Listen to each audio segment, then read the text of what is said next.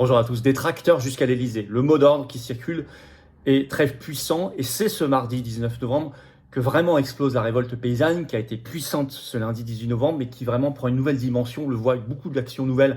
Le port du Havre qui est actuellement bloqué pour par exemple pour les marchandises étrangères, etc. Et cette volonté d'aller vers ce blocus de Rungis, affamer Paris, qui est la vraie action stratégique. D'ailleurs, si vous la soutenez, voire si vous dites « moi, je peux y participer logistiquement avec mon véhicule si vous le faites », alors on vous a mis une pétition et un appel à l'action. Ça vaut les deux par un lien sous la vidéo en description dès maintenant que vous pouvez signer et relayer partout. Je vous l'ai dit, les patriotes prennent leurs responsabilités. Nous l'avons montré vendredi dernier avec cette action coup de poing contre le Mercosur qui a valu d'ailleurs des gardes à vue pour plusieurs de nos camarades, illégales et arbitraires. On a fait circuler les vidéos, ça a fait des millions de vues. Ça a sensibilisé beaucoup d'agriculteurs et de Français sur l'enjeu crucial de l'Union européenne, du Frexit dans cette révolte. Tant mieux, parce que c'est bien que le Mercosur soit au cœur de cette révolte-là, parce que ça met le Frexit au centre de tout.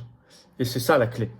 Donc on va faire tout cela, continuer. Je vais vous parler de cette révolte, de cette montée en puissance, cette histoire de tracteur jusqu'à l'Elysée dans cette vidéo. Merci de la partager, pour ça de vous abonner si vous voulez bien à cette chaîne YouTube. Ça va aider à un meilleur partage des vidéos automatiques. Pour le faire, c'est un petit clic en dessous sur le bouton s'abonner, c'est un clic gratuit pour vous, un petit clic pour vous, une grande claque pour le système. Et on en a bien besoin et merci à vous, vous aidez à diffuser tout ce travail. Plus vous êtes abonné à la chaîne plutôt que pas abonné, bien sûr. Le 30 novembre, je suis en grande réunion publique à Hénin-Beaumont. On parlera de tout ça et du reste. C'est entrée gratuite, c'est ouvert à tous, adhérents comme non-adhérents, c'est à 15h. Inscrivez-vous s'il vous plaît, samedi 30 novembre par le lien sous la vidéo en description. L'inscription est très fortement recommandée pour nous permettre d'organiser les choses. Merci à vous. Évidemment, je vous attends, patriotes. Voilà, si vous êtes, vous aussi, engagés dans cette révolte paysanne, vous êtes engagés pour le Frexit, vous êtes engagés pour la paix, la liberté, la souveraineté, vous êtes engagés dans le mouvement qui bouge, qui fait les choses, qui est dans l'action et qui est le plus grand mouvement souverainiste et de résistance de France et de loin, qui s'appelle les Patriotes, alors vous pouvez venir maintenant et je vous appelle à venir. Restez pas seul, restez pas à côté, restez pas comme ça à vous demander ce que vous pouvez faire. Venez et faites si vous le souhaitez. Pour adhérer dès maintenant, vous êtes le bienvenu. C'est le premier lien sous la vidéo en description. C'est peut-être le temps de s'engager. Voilà, le temps est venu, je crois. Faire un don au mouvement, c'est le deuxième lien sous la vidéo en description. Le don est indispensable parce qu'on n'a pas d'autre source de financement public. Or, tout ce qu'on fait coûte, y compris les actions en justice, etc. Sinon, adhérer ou faire un don, les liens sont sur les-patriotes.fr. C'est défiscalisé aux 2/3 de vos impôts. Profitez-en, faites baisser vos impôts. Donc, je vous le rappelle, la grande action Rungis, vous soutenez ce blocus, l'idée qui monte, et voir, vous pouvez y participer logistiquement si ça se met en place. Il y a un lien sous la vidéo en description. Nous lançons aujourd'hui cet appel, cette pétition nationale. Maintenant, vous pouvez signer et relayer. Je vous appelle à le faire. On y va. Alors, bienvenue en tout cas et bravo aux nouveaux adhérents, réadhérents et donateurs. J'en reparle tout à l'heure, mais vraiment ça, c'est extrêmement important pour qu'on puisse tous l'emporter et s'organiser. On y va. Explosion de la révolte paysanne. Alors, on sentait les choses venir. Je vous avais fait des vidéos préparatoires sur cette affaire. Et pour moi, cette date du mardi 19 novembre, c'est une rupture parce qu'on voit de nouvelles actions apparaître. J'ai suivi depuis très tôt ce matin ce qui se passait et on voit bien un changement de dimension et de nature. Alors, dans Ouest France, ce 15 novembre, vous avez une interview de Véronique Le Floch, qui est la présidente de la coordination rurale au niveau national. Je l'avais, début 2024, rencontrée à titre privé. On avait discuté pendant 1h30 ensemble. Donc, j'avais pu pas mal discuter avec elle de tout cela.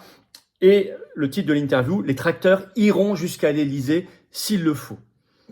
À partir, dit-elle, du 20 novembre, donc on n'y est pas encore, nous allons bloquer le fret alimentaire. On pense notamment, bien sûr, à Rungis. D'où l'appel, pétition nationale, sous la vidéo en description. Elle ajoute, dans cette interview, « Les centres logistiques de la grande distribution sont visés. CNews précise ce 18 novembre que la coordination promet une révolte agricole et que concernant le blocage de Paris-Rungis, rien n'est exclu. » Ils ajoutent « On aimerait montrer, je cite, aux consommateurs ce que serait un magasin approvisionné que par des produits français. » C'est le cœur du sujet, la concurrence étrangère déloyale. Et elle ajoute, je cite, « S'il le faut, les tracteurs iront jusqu'à l'Elysée. » Dans le collimateur, plusieurs choses. Les factures d'énergie, électricité, c'est cité dans cette interview, gaz, carburant. Ça a beaucoup à voir avec le marché européen d'électricité, les sanctions anti-russes. Donc on tombe toujours très souvent sur des sujets liés à l'Union européenne. Également, le Mercosur, bien sûr. Et c'est vrai qu'elle précise dans cette interview, c'est intéressant, que la France est en, je cite, déficit de 100 000 tonnes de viande bovine en 2023. C'est-à-dire qu'on ne produit pas assez, il nous manque 100 000 tonnes. Or, justement, le Mercosur prévoit 99 000 tonnes de viande bovine en plus. Donc, elle dit la France va prendre la principale part de ces nouvelles importations dégoûtantes qui viennent d'Amérique du Sud. Vous voyez, 100 000, 99 000 tonnes. Elle estime que immédiatement l'accord Mercosur entraînerait la fermeture, la mise à terre de 4000 fermes françaises supplémentaires, et avec, je cite, des menaces pour la vente en circuit court, bien évidemment. Et d'ailleurs, on devrait entendre les autoproclamés écolos, on ne les entend pas là-dessus. Or, nous qui sommes dans la vraie écologie contre donc la fausse, c'est-à-dire l'escrologie mondialiste, euro-mondialiste, oui, nous sommes pour les circuits courts, évidemment. Ça, c'est la vraie écologie. Alors les actions se multiplient, on ne peut pas parler de tout. Je vous ai parlé en introduction actuellement, le port du Havre est bloqué, notamment tout ce qui concerne l'importation de produits étrangers. Et vous avez le blocage de la frontière espagnole en cours, blocage de la frontière allemande avec le pont de l'Europe à Strasbourg qui est en cours. Vous avez beaucoup d'actions. BFM TV notait le 17 novembre. Je cite, crise agricole, la colère des agriculteurs ne diminue pas.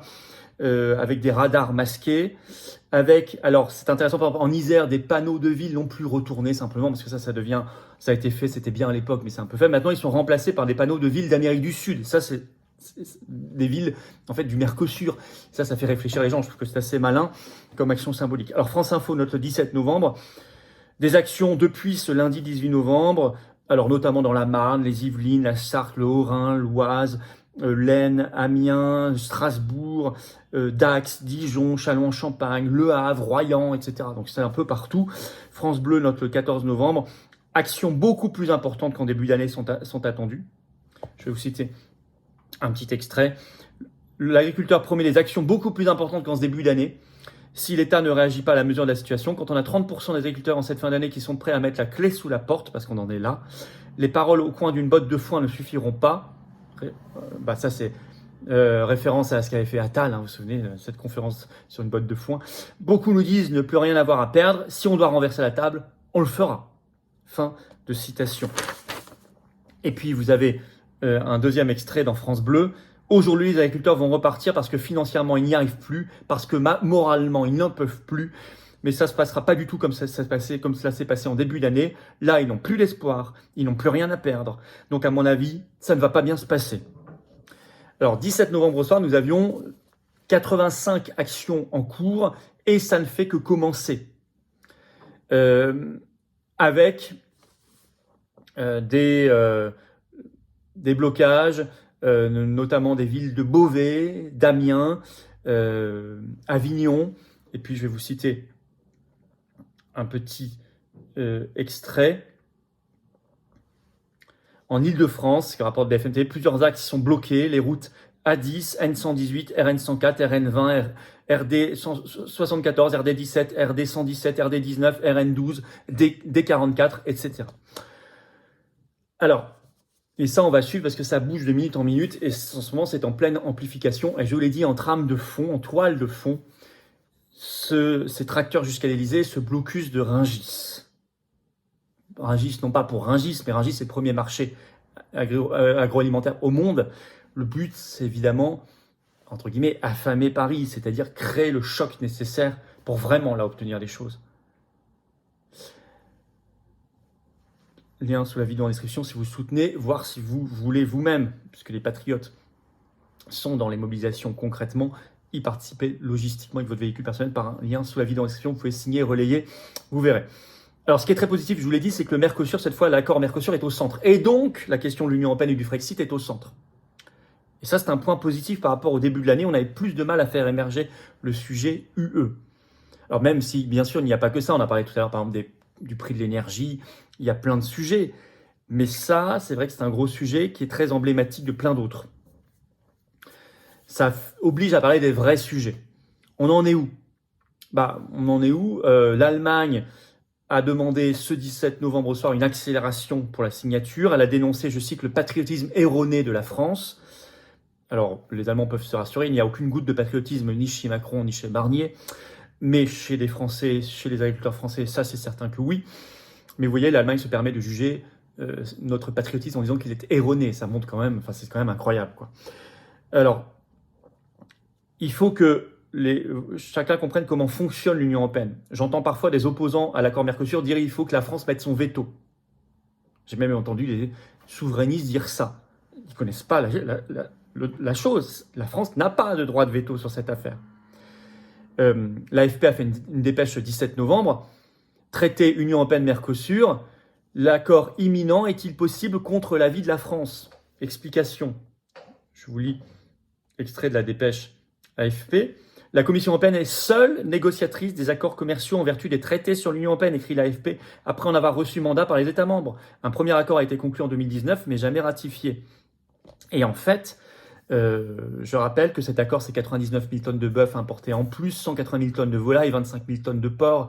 C'est 2 fois plus d'utilisation là-bas de pesticides au mètre carré qu'ici. C'est 150 pesticides en plus qui sont pourtant depuis longtemps interdits chez nous ici. Et la Commission européenne va sûrement scinder ce texte en deux, avec 95% dans un accord commercial, pour coincer la France. Explication par la dépêche AFP, je cite, cette possibilité dénoncée par la France, car contraire selon elle au mandat donné par les 27 à la Commission européenne, permet une adoption du texte par le Conseil de l'Union européenne à la majorité qualifiée, et non pas à l'unanimité. La Commission n'a pas fait connaître sa décision, mais il est probable qu'elle choisira de scinder son texte et optera donc pour un vote à la majorité qualifiée afin d'accélérer le processus de décision, affirment plusieurs sources diplomatiques. Je lis toujours. Le traité est scindé en deux parties, dont une strictement commerciale, la plus importante, car elle détaille toutes les mesures concernant les échanges commerciaux entre les deux blocs, de l'industrie au service, en passant par l'agriculture. Donc cette partie commerciale qui représentera 95%, elle sera adoptée à la majorité qualifiée. Donc il suffit de réunir au moins 55% des États membres représentant au moins 65% de la population. Et donc pour bloquer, il faut au moins 4 États membres représentant au moins 35% de la population de l'Union européenne. Donc vous voyez bien qu'il n'y a aucun droit de veto de la France là-dessus. Alors on entend des choses en disant l'Italie aurait basculé. Non, attention. Le ministre de l'Agriculture italienne a dit qu'il était contre. C'est vrai, ce 17 novembre, 18 novembre même, mais Meloni, elle, avait dit qu'elle était pour cet accord. Et quand bien même il y aurait l'Italie finalement en plus, qui n'a rien de clair, puisque par ailleurs, Tajani, leur ministre des Affaires étrangères, a rappelé le 18 novembre que lui, il était pour. Donc, ils sont plutôt dans un débat interne. Mais quand bien même il y aurait l'Italie en plus à la fin, ce qui n'est pas du tout acquis, ce ne serait toujours pas suffisant pour avoir les 35% de la population de l'Union européenne. Donc, on est sur quelque chose, puis vous voyez bien que... Donc, il n'y a pas de droit de veto, ça c'est imaginaire, ça n'existe pas. L'Allemagne et l'Espagne actuellement font campagne à fond pour, la Commission européenne aussi. Et puis vous voyez la perte de temps, d'énergie considérable par rapport à une autre solution, ce serait une France souveraine qui pourrait décider elle-même de ses accords commerciaux, comme le font aujourd'hui par exemple le Royaume-Uni ou la Suisse, ou la Norvège, enfin tous les pays qui ne sont pas dans l'Union européenne. Même Michel-Édouard Leclerc a parlé d'ineptie sur France Inter ce 16 novembre concernant cet accord Mercosur, il faut quand même le noter. Alors attention aux entourloupes, la fausse opposition de Barnier et Macron. Ils nous ont démontré par notre action ce 15 novembre, nous, quand on est allé devant Matignon contre le Mercosur, ils ont mis nos militants de manière illégale et arbitraire en garde à vue, allez voir les vidéos. Donc c'est la preuve qu'ils ne sont pas très sincères dans leur pseudo-opposition, d'accord? Je ne vois d'ailleurs aucun autre mouvement politique sur le terrain faire ça. Bon, les patriotes, eux, le font, ils assument, même quand c'est risqué, même quand on s'en prend plein la figure. Et puis Macron a mis ce message trompeur sur son compte X le 17 novembre, je vais vous le citer. Je veux rassurer tous nos agriculteurs, nous ne renoncerons pas à notre souveraineté alimentaire. La France ne soutiendra pas l'accord UE-Mercosur dans sa version actuelle. Le dans sa version actuelle veut tout dire. C'est pas en soi l'accord, c'est dans sa version actuelle. Il suffit qu'Ursula demain ajoute une petite virgule et puis lui apparaîtra devant les caméras en disant c'est bon, j'ai réussi à le modifier, on peut signer. C'est même pas lui qui signe de toute façon puisque c'est Ursula von der Leyen. Et puis, vous avez bien sûr la FNSEA. Bon, ça, j'ai même fait une vidéo entière en début d'année pour dénoncer l'escroquerie FNSEA. Le président Arnaud Rousseau à la tribune 17 novembre. Nous demandons une modification du Mercosur. Non, on n'a pas demandé une modification. On doit arrêter tout ça. Mais là, vous voyez les faux opposants. Donc, tous avec les paysans qui luttent. Ça concerne les agriculteurs, mais ça nous concerne nous, bien sûr, comme parents, comme citoyens, comme consommateurs, parce que c'est ce qui se retrouve dans notre assiette. Enfin, je veux dire, c'est la qualité de nos aliments, c'est la santé publique, c'est un mode de vie. Enfin, ça concerne évidemment beaucoup plus que simplement les agriculteurs. Eux, ça les concerne en premier chef parce que c'est leur boulot et c'est leur survie. Mais ça concerne tout le monde, tout le pays. Il faut tous se sentir concernés. La clé, c'est le Frexit, bien sûr, c'est reprendre en main notre commerce, notre agriculture, notre alimentation, comme tous les autres sujets. Et pour ça, il faut être un pays indépendant et souverain. Il n'y a pas d'autre solution. Il n'y en a aucune autre. La sortie de l'Union européenne, le Frexit, c'est la clé. Et cette mobilisation, cette révolte paysanne fait progresser le sujet, et tant mieux. Et je vous l'ai dit, la clé des mobilisations, c'est le blocus de Rungis. Il y a un lien sous la vidéo en description, pétition nationale, appel à l'action. Le double sens de ces pétitions, c'est je soutiens sur le fond, je veux ça, voire moi je peux m'engager, on vous recontactera le cas échéant, à participer logistiquement avec nos véhicules, comme on l'avait déjà fait, et comme beaucoup de nos militants sont sur le terrain actuellement. Lien sous la vidéo en description si vous êtes d'accord avec tout ça, à signer, à relayer dès maintenant. Oh oui, on est en direct bien sûr ce vendredi 22 novembre à 19h sur cette chaîne, je vous le dis déjà, ça va être fou comme direct, et puis toutes vos questions en direct, soyez là, préparez-vous déjà. Évidemment, merci de partager cette vidéo. Pour cela, de vous abonner à cette chaîne YouTube par un petit clic gratuit sur s'abonner. Vraiment, pensez à vous abonner ou réabonner si YouTube un jour vous a désabonné.